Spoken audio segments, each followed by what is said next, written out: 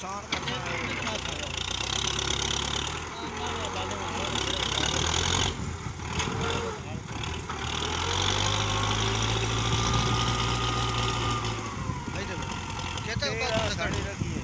ਕਿਹਦੇ ਬਾਤ ਕਰ ਤੋੜ ਦੇ